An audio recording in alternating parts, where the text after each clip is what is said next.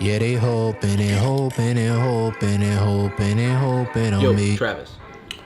Yeah? What song is this? It sounds super familiar. Oh, this is Jake's new single. Let me put it on the screen. Yeah, they hoping and hoping and hoping and hoping and hoping on me. I'm Jake. No relation. Who? You know, Canadian rapper and former child star, Jake. Oh. You know what I thought this was? It sounds exactly like God's Plan by Drake. Please. They're totally different. Lord scheme. Lord scheme. Whatever. Whoa. What's up? I just got an ad for the Jake concert. Oh, for real? Yeah, it's almost like Instagram was listening to our conversation. That's ridiculous. It's just a coincidence. Yeah.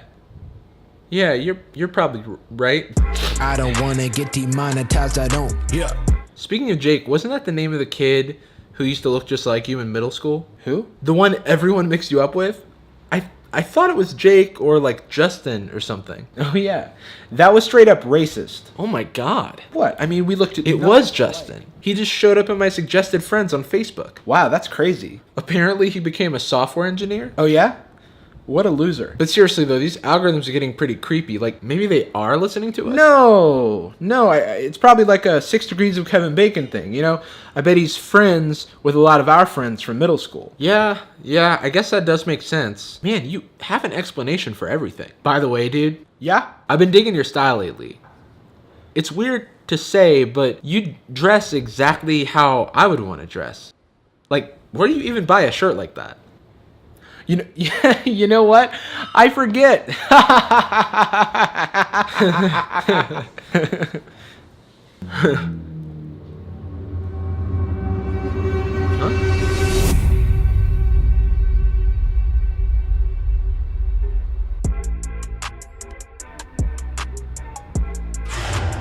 So are you gonna buy it or not? What? The shirt. This is a simulation. All of this just exists to sell you.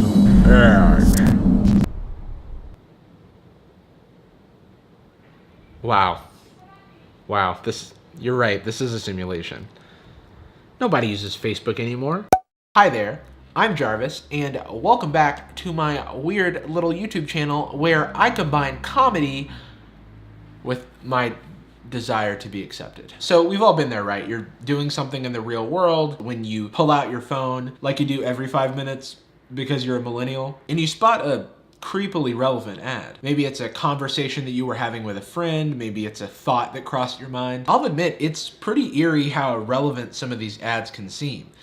It's almost like your phone is listening to your every word. It isn't, but I know it can feel that way. So today we're gonna talk about why that is. But first, I just did a search on YouTube for the phrase, "Is Google listening to me?" And the results are startling. This appears to be one of the first viral videos on the topic. This couple thinks that their Facebook app is spying on them. Okay, so this phone is my wife's, and we think Facebook is listening to us and then putting in suggested ads through Facebook. Now that I think about it, this is kind of a low-stakes conspiracy. Honey, Facebook is listening to our every word. Why?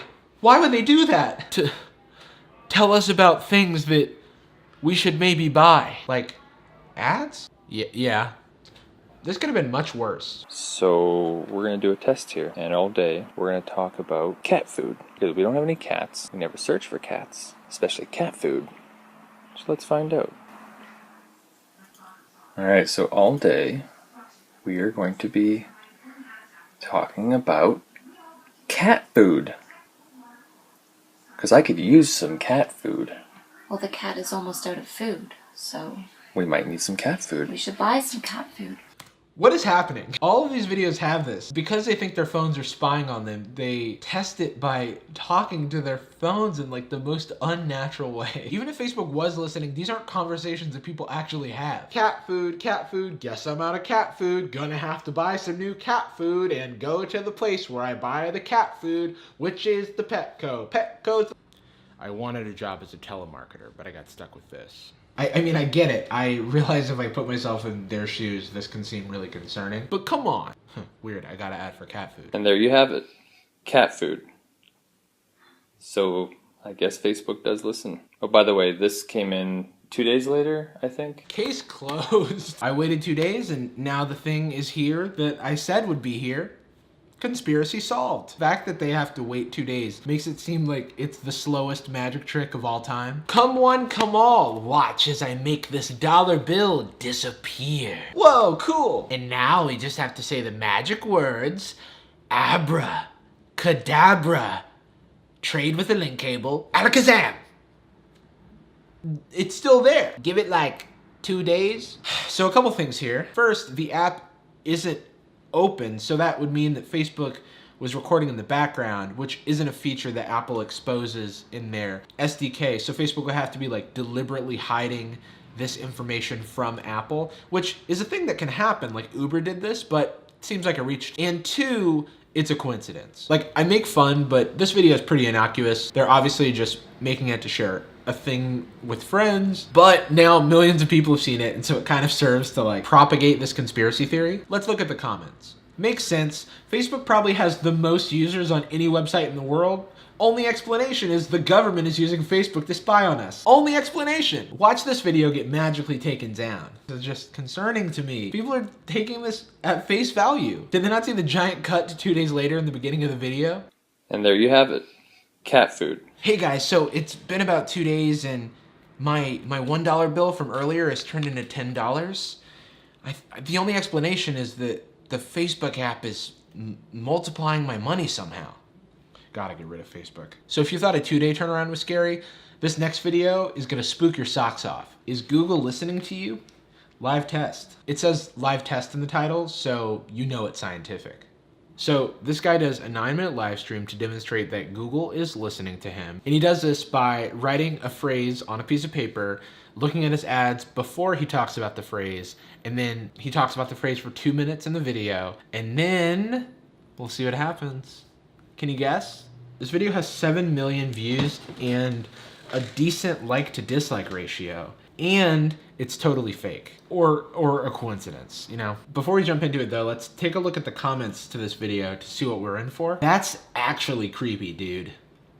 You know, if Cheesy Charlie is creeped out, you're in for a real spook. I'm here before this gets deleted by YouTube, XD. Another person who's like thinks that this is blowing the whistle on some huge cover up. That's how real people think this is. Which brings me to an important point. If this scandal was real, don't you think we'd hear about it? It would be like the biggest news. Today I'm going to be doing a live test to see if Google is always listening on your microphone. So I've written down a subject that we're going to talk about on a piece of paper. I can't speak it out loud yet because we got to do a test first, but this is the subject we're going to talk about, okay? It's not like it's something I've ever searched for in the past, so it's not gonna be on any of the websites that it shouldn't be on any of the websites that we go to. All right, and then Science Festival on WRAL.com.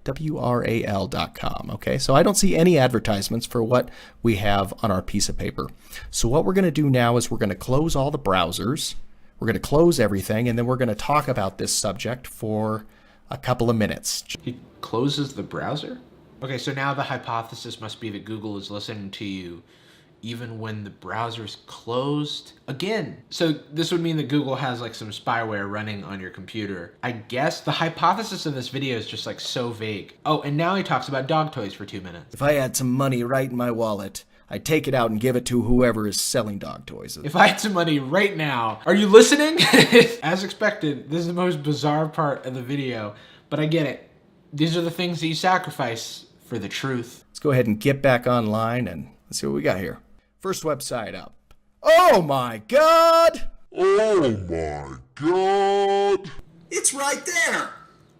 Goodness gracious. Are those obvious as dog toys? Like, I've had dogs before and even if I was like staring at that, I would have to like zoom in to determine whether or not it was a dog toy. But this guy like instantly knows. It's a little suspect. Now, when I first watched this, I'll admit it was pretty compelling, but a couple of things. It's a live stream, which makes it seem like a more legitimate test, but you can live stream a pre-recorded video, so it could be edited. Like, how did he know that 2 minutes was enough time for these changes to take effect? Like, did he do a dry run? It all seems too convenient, you know? He's also logged into his Google account, so, I mean, I was able to reproduce this. If you just Google dog toys a bunch, you can get dog toys across your different accounts. Kind of sucks because now I'm getting like ads for dog toys everywhere, but we'll talk about why later in the video. So let's click on that ad and see where it takes us. Well, everybody, I think that is conclusive evidence that your microphones are literally always listening. No, it's not. You clicked on one link. You gotta have at least some amount of doubt, right? Like even if this was real, he was so ready to accept the first sign as conclusive when it's circumstantial at best. This guy would be a horrible detective.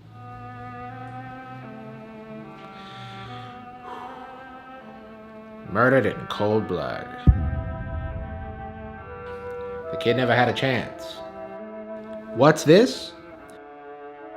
Well, everybody wrap it up. I think we have conclusive evidence. So upon further inspection, it seems like this guy's aware that his video doesn't prove anything. At the bottom of his description, he links to someone else's video that he says is a more scientific analysis. Let's see what they say. Recently, I watched a video. Holy shit. The voice is very creepy. Anyway, this guy basically says, no, there's no evidence of this. In his own words, the fatal flaw of his video is that he was live streaming on YouTube, which creates this captions file, which has like speech to text, like makes a text file of all of the words that he said, which could be used to target ads. I think this is plausible, but a lot of his behavior, like closing the browsers and stuff, seems pretty strange to me. People would be just as creeped out if he had left the browser on, but the fact that he closed it just makes me think that when he closed it, there was someone else who did a bunch of searches, and then the browser sync happens when the browser closes, so he got all of their search history and then was able to get recommended those ads. Also, the 2-minute thing is suspect. Oh god, now I sound like a conspiracy theorist. So he learned his lesson and made a follow-up video to correct his mistake, primarily by removing the live stream component and turning it into a regular ass video, because those can't be edited. To his credit, he never finds anything, but has made like 4 more videos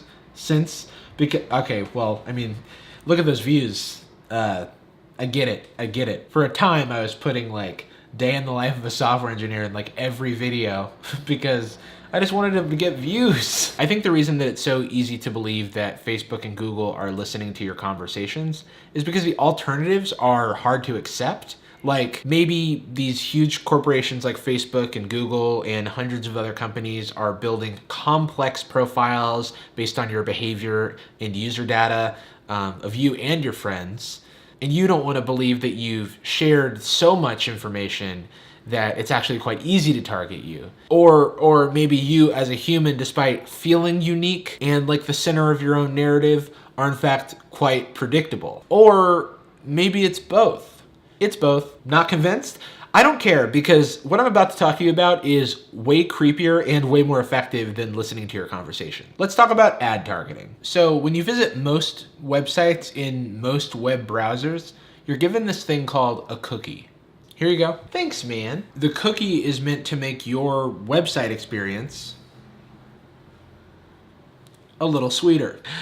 Don't eat the cookie. It's not for eating. It's for holding on to information about your history with the website. Think of these cookies as little ID cards that have your website preferences on them. Things like whether or not you're logged in or what items are in your shopping cart. So if you're the Chewy dog toy company and you want to advertise Chewy dog toys or whatever, you don't go to a website directly. You talk to something called an ad network, who's basically the middleman between you and the websites that are showing your ads. Let's give this network a name. We'll call it Jeff. Let's say Jeff serves up 99% of the ads on the internet. So when you go to ilovecats.com, Jeff knows about that because he sells their ads. And when you go to picturesofshovels.com, Jeff is confused, but he knows about that too because he also sells them ads. So because Jeff represents not just one website, but basically all of them, he's able to combine all of your user behavior into a very robust profile. And he does this for you, your friends, people with the same interests as you, basically every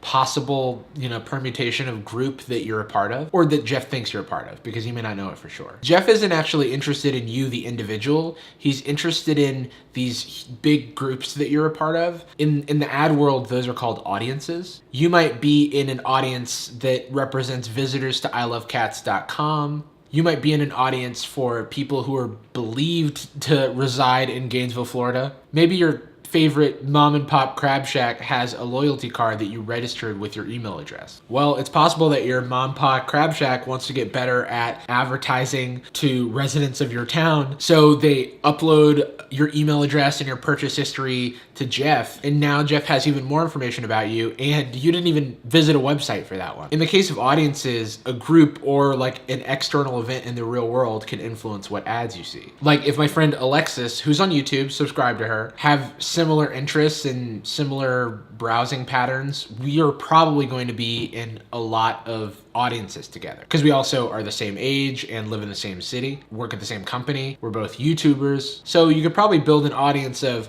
hobbyist YouTubers who are in their 20s and work at Patreon, which would also include Mayuko. So we've got our little test audience here that I'm a part of. And let's say I search for Childish Gambino tickets because I know he's coming to town in September. And then maybe in person, I tell Alexis that I'm interested in going to this concert, and she gets back to her computer. And what does she see? Oh my God, it's an ad for the Childish Gambino concert. Spooky. Like I was saying before, you can also see ads based on real world events. Like maybe in another concert example, popular Canadian rapper Jake is coming to San Francisco, and his tour promoters target an audience that's like, 18 to 35 in San Francisco, which includes me. And then I hear Jake's song on the radio because the reason that he's touring is because he's a popular musician. And then I see an ad for his concert, and I like conflate those two things, and I'm like, whoa, they're listening to me, man. And these ads are relevant as they're intended to be. That's like the whole point of these systems.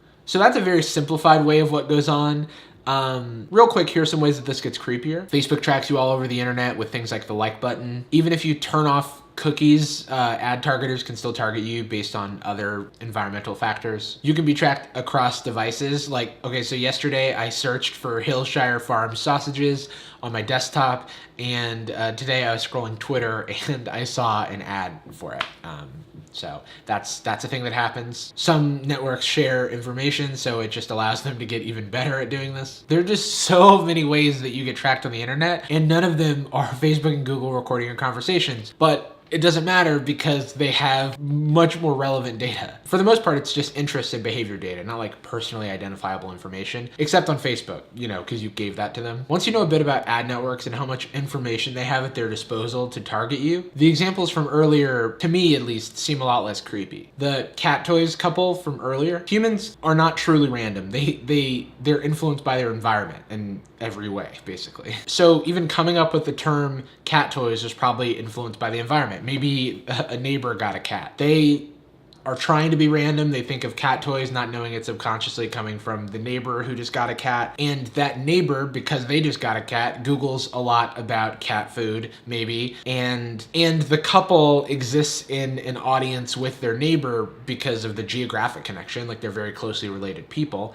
and they probably have similar IP addresses and stuff. And so, boom, you're getting ads for cat food because of the search behavior of your neighbor. Here's a couple of other things to keep in mind. It's human nature to search for meaning in coincidences. There are billions of users on the internet every single day, and so billions of ads are being served. There's bound to be some wacky ad stories. And for the ones that aren't coincidences, we are completely out of touch with how much we're being tracked. If every day we had to personally hand Mark Zuckerberg a document of all of our browser activity and preferences, maybe we'd be more in touch with it, but we're just so used to giving this stuff away that, when you get targeted in a certain way, it's just like, how did they know? And then you realize that you passively let it all hang out. You can actually look at your ad profiles, like how advertisers see you on Google and Facebook. I'll leave some links down below. A lot of this ad profile and targeting stuff has been publicly available information, but it was in your settings in the terms of service, so you probably never looked at it. By the way, this is like the entire business model of pretty much any ad-based service. If the service is free, then you're probably the product. That's true most of the time.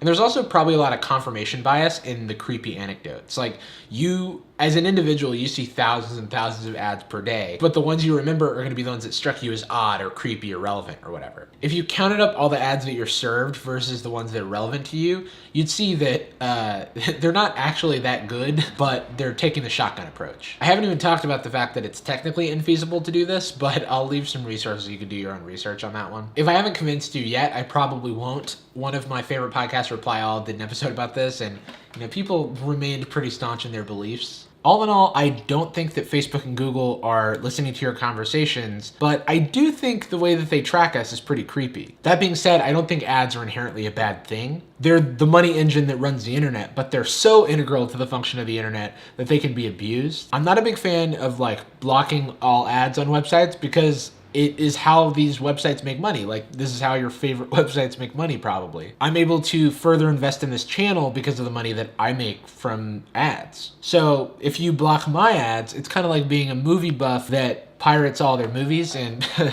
I mean, who would pirate a movie? So in closing, I hope you feel like a more educated internet citizen, and thanks for making it this far, because you just helped me clock in 20 more watch time minutes for the algorithm. I'll leave some resources down below where you can learn how you're being tracked and, get yourself tracked less or to your comfort level. For what it's worth, I haven't done any of this because it doesn't concern me very much, but you may be different. That's all I have for today.